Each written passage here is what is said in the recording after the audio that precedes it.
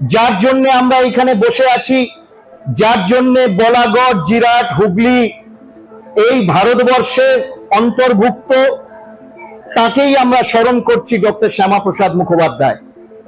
মঞ্চে আছেন শ্যামাপ্রসাদ মুখোপাধ্যায়ের পরিবারের বংশধর।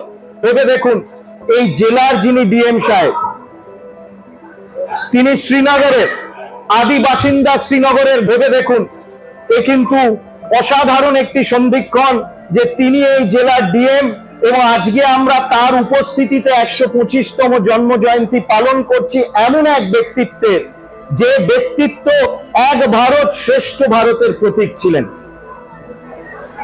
ভেবে দেখুন,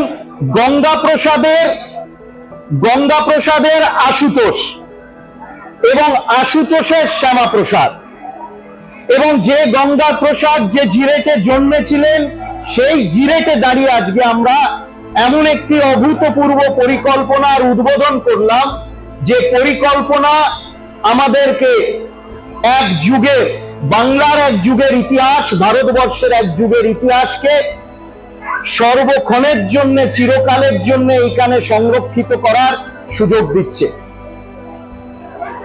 ভেবে দেখুন, শ্যামাপ্রসাদ মুখোপাধ্যায় ছিলেন দক্ষিণ কলকাতার সংসদ সদস্য, প্রথম লোকসভার সদস্য, দক্ষিণ কলকাতা থেকে জিতে এসেছিলেন।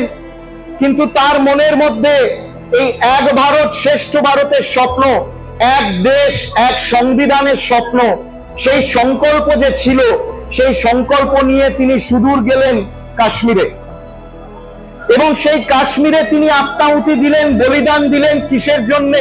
যাতে ভারতের স্বাধীনতা, ভারতের একতা অক্ষুণ্ণ থাকতে পারে। আজকে প্রধানমন্ত্রী নরেন্দ্র মোদী মহাশয় যখন আমাদেরকে স্মরণ করিয়ে দেন যে আমরা হচ্ছি এক ভারত শ্রেষ্ঠ ভারতের সৈনিক, এক ভারত এক সংবিধানের সৈনিক, আমরা তখন স্মরণ করি ডক্টর শ্যামাপ্রসাদ মুখোপাধ্যায়কে। বাংলা মায়ের কৃতি সন্তান, একদিকে শিক্ষাবিদ, একদিকে দক্ষ প্রশাসক, 46 বছর বয়সে কেন্দ্রীয় মন্ত্রী হয়েছিলেন, 33 বছর বয়সে কলকাতা বিশ্ববিদ্যালয়ের কনিষ্ঠতম উপাচার্য হয়েছিলেন, এবং তিনি উপাচার্য থাকাকালীন এই পশ্চিমবঙ্গের ইতিহাসে, শিক্ষা প্রাঙ্গণে, এই পশ্চিমবঙ্গের শিক্ষা প্রাঙ্গণে, সারা ভারতবর্ষের শিক্ষা প্রাঙ্গণে অভূতপূর্ব পরিবর্তন এনেছিলেন।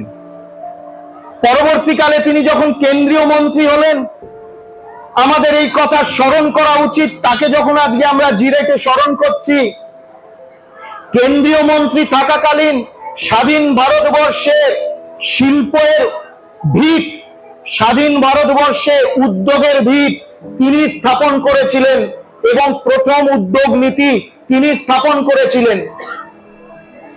কুটির শিল্প থেকে শুরু করে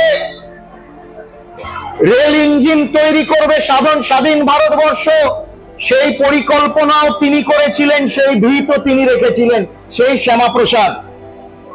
এবং 52 বছর বয়সে, তার আগে তিনি নির্বাচিত হলে পার্লামেন্টে নির্বাচিত হয়ে অসাধারণ দক্ষতার পরিচয় দিয়েছিলেন, এবং স্বাধীন ভারতবর্ষের প্রথম অঘোষিত বিরোধী দলনেতা শ্যামাপ্রসাদ মুখোপাধ্যায়কে বলা যেতে পারে।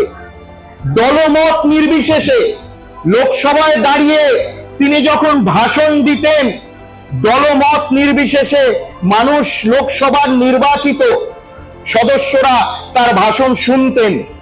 এবং এমনও হয়েছে যে তিনি তখন দাঁড়িয়ে ভাষণ দিচ্ছেন, তার ভাষণের শেষে কংগ্রেসের নির্বাচিত প্রতিনিধিরা টেবিল চাপড়ে তাকে সাধুবাদ জানিয়েছে। এই ছিলেন শ্যামাপ্রসাদ মুখোপাধ্যায়। তার বাবাকে, তার পিতা স্যার আশুতোষকে বলা হতো বাংলার বাঘ, শ্যামাপ্রসাদকে বলা হতো লোকসভা সংসদের বাঘ শ্যামাপ্রসাদ। এ ধরনের অনেক তার জীবনে বিভিন্ন দিক রয়েছে, সেই দিক নিয়ে আগামী দিনে আমরা চর্চা করি, আলোচনা করি। 1 মাসেরও কম সময় সুমনাদি, আপনাদের উদ্যোগে, আপনাদের নেতৃত্বে, মুখ্যমন্ত্রীর একেবারে আনকন্ডিশনাল সাপোর্ট এবং এনকারেজমেন্টে, উৎসাহে 1 মাসেরও কম সময়ে আমরা এই পরিকল্পনা প্রথম ধাপে বাস্তবায়িত করতে পেরেছি। প্রথম ধাপে বাস্তবায়িত করাটা 1 মাসেরও কম সময়, এটা কিন্তু এক অভূতপূর্ব ঘটনা এবং শ্যামাপ্রসাদকে শ্রদ্ধা এইভাবেই কিন্তু জানানো যেতে পারে। শেষে বলতে চাই যে আমার একটি ইচ্ছে, আপনাদেরও ইচ্ছে, আমাদের সকলের ইচ্ছে যে শুধু পশ্চিমবঙ্গের মানুষ না, সারা ভারতবর্ষের মানুষ যেমন সর্দার প্যাটেলের মেমোরিয়াল দেখতে যায়, সারা ভারতবর্ষের মানুষ যেমন ডান্ডি সত্যাগ্রহের মেমোরিয়াল দেখতে যায়, সারা ভারতবর্ষের মানুষ যেমন কাশী বিশ্বনাথ যায়, সারা ভারতবর্ষের মানুষও যাতে জিরেটে আসে, এই ধরনের এইখানে পরিকল্পনা করে একটি স্মৃতিসৌধ, সংগ্রহশালা, বিশেষ প্রদর্শনী, লাইট অ্যান্ড সাউন্ড, তথ্য প্রযুক্তি দিয়ে যারাই পশ্চিমবঙ্গে আসুক, পশ্চিমবঙ্গের মানুষ 2 দিনের ছুটি পাবে, যখন 3 দিনের ছুটি পাবে, 1 দিনের ছুটি পাবে, 6 ঘন্টার ছুটি পাবে, তারা বলবে আমরা জিরেট ঘুরে আসি, সেই স্মৃতিসৌধ, সংগ্রহশালা, এক্সিবিশন একবার দেখে আসি। আপনাদের সহযোগিতা, আপনাদের আশীর্বাদেই সম্ভব আজকে নতুন এই পশ্চিমবঙ্গে, নতুন পরিবেশে, নতুন আবহাওয়ায় প্রথমবার স্বাধীনতার পর শ্যামাপ্রসাদ মুখোপাধ্যায়কে স্মরণ করা হচ্ছে, তার অবদানকে শ্রদ্ধা নিবেদন করা হচ্ছে এবং তার স্মৃতিতে এই বিশেষ আয়োজন, বিশেষ পরিকল্পনা হয়েছে। আসুন, আমাদের সংকল্প যেমন এক ভারত শ্রেষ্ঠ ভারত, এক ভারত এক সংবিধান, আমাদের সংকল্প হোক পশ্চিমবঙ্গকে প্রথম সারির রাজ্যে পরিণত করা। আগামী দিনে মানুষের শক্তি একত্রিত করে পশ্চিমবঙ্গ যেন ভারতবর্ষের প্রথম সারির রাজ্য হয় এবং সেই পশ্চিমবঙ্গে সুবীর, সুমনাদি, ভাস্করদা, সেই পশ্চিমবঙ্গে যাতে হুগলি এক প্রথম সারির জেলায় পরিণত হয়, এই সংকল্প আজকে আমরা নিই। আপনাদের অসংখ্য ধন্যবাদ। আমার এই শ্যামাপ্রসাদ স্মৃতিপক্ষ শুরু হয়েছিল শ্রীনগরে 23শে জুন এই বছর।